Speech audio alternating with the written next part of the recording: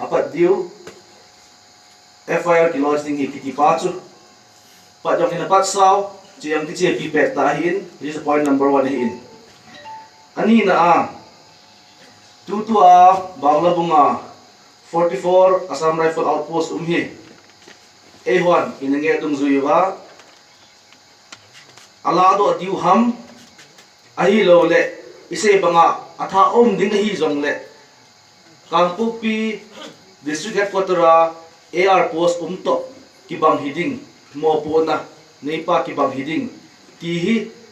agan na thei pe na dingin army headquarter New Delhi to head to na ding dung zoin chiang kinok to na kineye aban ki na hichilai thangsunga adesena lekha an jing ta jong le chawa police station hi function hi pon hichi fully functional police station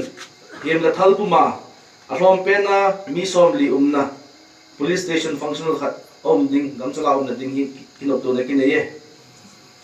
achai na pena Assam Rifle 10 kingai lut na le kikoto pinavet sanan tuni eda lo so pa ain sumite dingin dangka laksom pi dingin na kinomin tutuin lakar ki pen hi hicha soi kai hi le khatna a Brigadier PS Arora Commander 22 Sector Assam Rifle Nina a Thangminlen Kipgen General Secretary Kangpokpi Kukin P Kangpokpi Athum na Additional DGP Manipur Police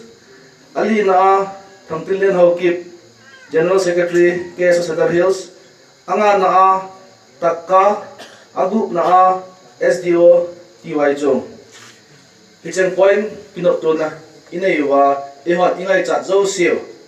isei zo siu enok pi to hona chun tuni hi amhot dam sel ti hen thina pa hinai tai ti chu pi te zo si het diwa kan thun do